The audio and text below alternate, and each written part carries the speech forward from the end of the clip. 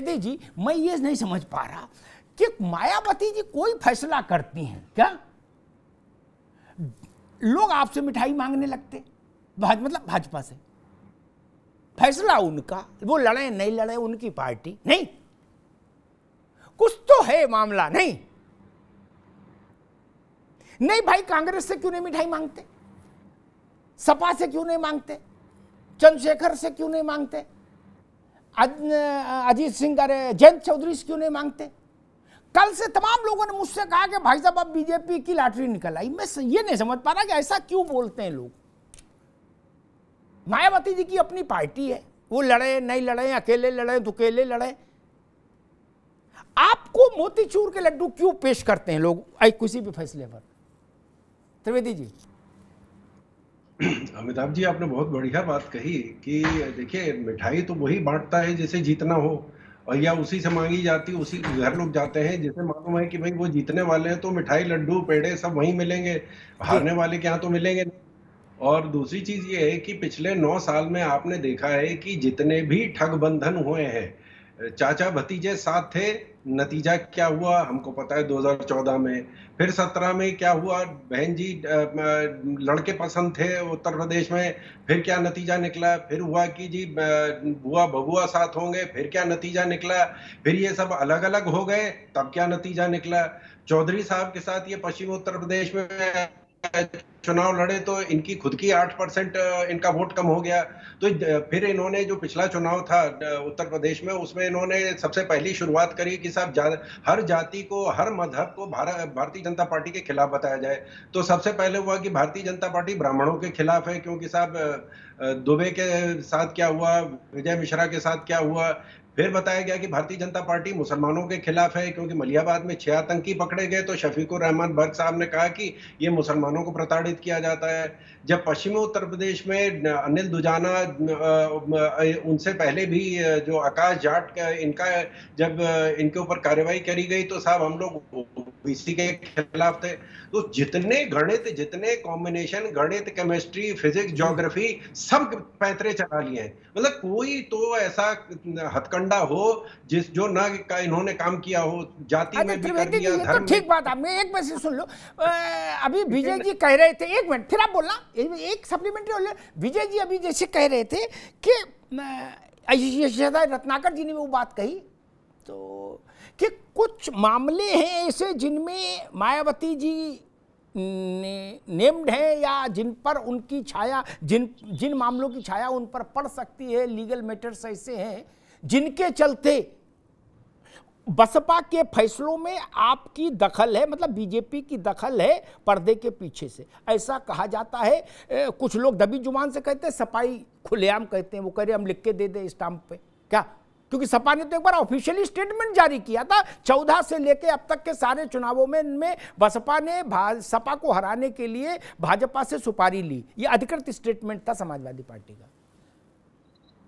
अमिताभ जी, जितने भी केसेस की का जिक्र कर रहे हैं हमारे रत्नाकर भाई या तारिक साहब, वो सारे के सारे केस भारतीय जनता पार्टी की जीतने से पहले के हैं। भारतीय जनता पार्टी के जीतने के बाद कोई भी केस फाइल नहीं हुआ है। जो केस है वो पहले ही चल रहे थे, और जब वो केस थे तब उन्होंने गठबंधन किया था सपा के साथ। तो अगर केस का डर होता तो भारतीय जनता पार्टी के साथ गठबंधन करने थे, उन्होंने सपा के साथ गठबंधन किया। हाँ। ये तो मतलब जिसको अंग्रेजी में कहते हैं putting cart before the horse. तो भाई आप कोई भी हथकंडा अपना लीजिए। तो 90 में ये कहानी शुरू हुई थी, आपको याद होगा, जो जातिगत और धर्म की राजनीति की कहानी 90 में शुरू हुई थी और 2014 में खत्म हो गई। 24 साल चली। 24 साल के बाद जनता ने कहा कि साहब हमको सोशल इंजीनियरिंग नहीं चाहिए, हमको सोशल डिलीवरिंग चाहिए। भारतीय जनता पार्टी ने, मैं आंकड़े भी दे दूंगा, वैसे पानी, बिजली, सड़क, नौकरी, व्यवसाय, कोई भी ऐसी चीज नहीं है जिसमें भारतीय जनता पार्टी खरी नहीं उतरी है। दिल्ली से ज्यादा उत्तर प्रदेश में शौचालय बनाए हमने, कि दिल्ली की आबादी से ज्यादा। तो जिस तरह का कार्य हुआ उस पर चुनाव लड़िए। सारे समीकरण हम इसको जोड़ देंगे, उसको तोड़ देंगे, इसको उसमें बना लेंगे। ये जो स्पेशल 26 का गठबंधन बना है, हालांकि हमारा दायित्व तो नहीं है कि हम किसी पार्टी को कोई राय दें, लेकिन आप देखें कि कांग्रेस का सफाया कब हुआ उत्तर प्रदेश से, जब इन्होंने गठबंधन किया। जैसे ही इन्होंने गठबंधन किया, जो लोग 20-20 साल 30-30 साल पार्टी में काम कर रहे थे, क्षेत्र में काम कर रहे थे, उन सब लोगों ने कहा कि साहब जब आपको चुनाव लड़ना ही नहीं तो हमें काहे को सड़कें नपवाई आपने। तो हमारे बहुत से मित्र हैं जो कांग्रेस में, उन्होंने कहा कि साहब हम तो जा रहे हैं, छोड़ के हमें करना क्या है यहाँ पे। और ये जो गठबंधन हुआ है इसके बाद बाकी राज्यों में से भी साफ हो जाएंगे। तो बहुत अच्छा है ये स्पेशल 26 का गठबंधन में। सबको पता है कि साहब खनन माफिया जो है वो पोस्टिंग ट्रांसफर माफिया के साथ खड़ा है, जो शिक्षा माफिया है वो शराब माफिया के साथ खड़ा है। शर्तेंदु जी, अब अभी रुकना होगा, फिर आते हैं दोबारा मैं आपके पास। एक बात मैं कहूं, वो जानकारी भी होनी चाहिए, क्योंकि कई बाहरी कारण भी राजनीति को प्रभावित करते हैं।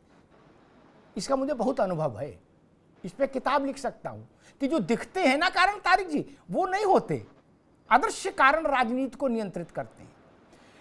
कल एक घटना घटी है, विजय जी आपके पास आ रहा हूं। कल एक घटना घटी, सुप्रीम कोर्ट ने एक पिटीशन को मंजूरी दी है। अब आप सोचे कहेंगे इसका यूपी से की राजनीति से क्या लेने देना? जी हां है। उत्तर प्रदेश में बसपा के शासनकाल में कई हजार करोड़ का एक घोटाला हुआ था, NRHM घोटाला, ठीक ना? उसमें कई सीएमओ डिप्टी सीएमओ मर गए थे, कुछ मार दिए गए, कुछ मर गए, कुछ दफन हो गए, कुछ लटक गए, कुछ लटका दिए गए। क्या जिसके पास भी कुछ जानकारी थी वो बचा नहीं जीवित। दर्जनों लोग मरे, दर्जनों हत्याएं हुई। एक सचान साहब के डिप्टी सीएमओ गोसाईगंज जेल में, वो भी लटके पाए गए। पुलिस ने कही ये आत्महत्या है, बाद में सीबीआई कोर्ट ने कहा कि हत्या है और साजिश है। फिर हाई कोर्ट ने उस पर स्टे कर दिया। उस स्टे के खिलाफ उनकी पत्नी आई सुप्रीम कोर्ट। कल सुप्रीम कोर्ट ने कहा केस रीओपन करो, हम सुनेंगे। विजय जी, मुझे लग रहा है ये घोटाला भी उत्तर प्रदेश की राजनीति में कुछ ना कुछ भूमिका तो अदा करेगा चुनाव में। देखिए अमिताभ जी, फिर मैं कह रहा हूँ, आप सब जानते हैं, पुराने पत्रकार हैं, बहन जी की वर्तमान सरकार में जो घटनाएं घटी हैं और इस तरह की जो घटनाएं हुई हैं जिसका अभी आप जिक्र कर रहे थे, और ऐसी तमाम घोटाले, तमाम चीजें हुई हैं, उनको लेकर कर ही कहीं ना कहीं आज बहन जी चुप हैं और कहीं ना कहीं अंदर खाने कंप्रोमाइज करती हैं, जो परिवार को बचा रही हैं। अच्छा एक बात बताओ, खुले कंप्रोमाइज क्यों नहीं कर लेती? कोई पुलिस पकड़ लेगी? विजय बाबू, हम आपकी बात अगर मान लें तो सीधा क्यों नहीं रिश्ता कर ले? कोई हाथ पकड़ लेगा? सर अब ये हाँ, दो चीज होगी ना सर जी, एक तरफ कुआ है, एक तरफ खाई है। हाँ, अगर वो सीधा वहां जाती हैं, हाँ, तो जो अभी आप जो 12% वोट की बात कर रहे हैं, जो बहुजन जिसमें दलित है, पिछड़ा है, आदिवासी है, तमाम जो वोटर है उनका, वो तुरंत वहां से खिसक जाएगा, ठीक है ना? और वो जीते जी हत्या है उनकी। और अगर इधर वो आती है तो वहां वो, अगर वो खुद होती उसमें तो चल जाता। वहां पूरा का पूरा परिवार लिप्त है, वहां ले जन बच्चा तक लिप्त है, तो आदमी अपने ऊपर झेल लेता है। मगर जब पूरा परिवार ही उस चीज में लिप्त हुआ पड़ा हो तो फिर बात कहां जाएगी वो? तो बहन जी इस समय जो है कंप्रोमाइज पे आ गई है। अच्छा बहन जी, एक बात बताओ, ये जो बात अभी त्रिवेदी, एक मिनट, एक जो बात त्रिवेदी जी ने भी बड़ी मौजू कही, उनने कहा सारे मुकदमे पहले चल रहे थे, 19 में फिर अखिलेश यादव और मायावती जी के बीच में कैसे गठबंधन हो गया, तब डर नहीं था? देखिए जो त्रिवेदी जी कह रहे हैं जी, क्योंकि जो गठबंधन हुआ बीच में 19 में, जो गठबंधन हुआ ना, क्योंकि अभी वर्तमान में जो सरकार है वो चाहे केंद्र में है और चाहे वो यूपी स्टेट में हो, तो वहां अभी वो भेजा गया उनको कि भाई जाइए अब गठबंधन करें। फिर वही बात आती है, वो कहीं ना कहीं किसी के इशारे के, अमित शाह जी ने एक बयान दिया था और बड़े कॉन्फिडेंस से कहा था कि फलां तारीख को एक गठबंधन होगा और फलां तारीख को टूट जाएगा। तो अब बात फिर वो जाती है कि भाई किसके इशारे पे ये सब चीजें हो रही हैं।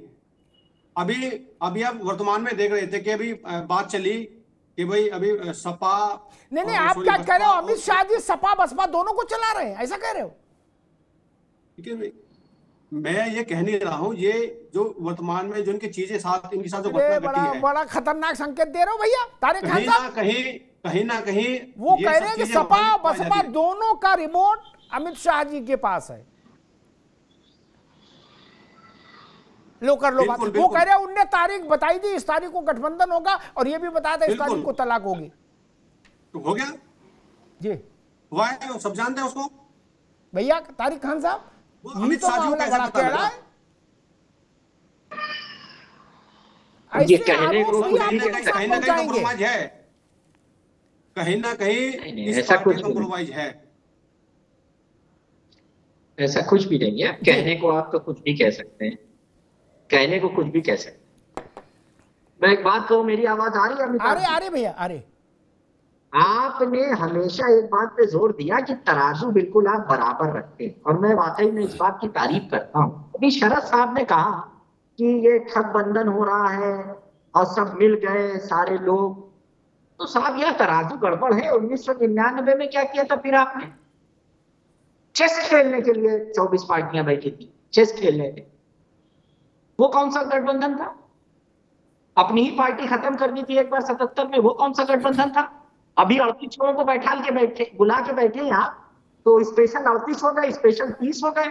ये बातें गैर मुनासिब है, मुझे लगता है गैर मुनासिब, क्योंकि सब पार्टियों का अधिकार है, हमें क्वेश्चन करने का ये अधिकार नहीं है आप किसके साथ जा रहे हो। आप तो बहुत बार बहुत लोगों के साथ गए हो, बहुत लोगों की पार्टी ही तोड़ डाली आपने, समाप्त कर दिया, जिनका वर्चस्व आपसे पुराना था, तो अब उस पर क्या चर्चा होनी चाहिए मुझे लगता है।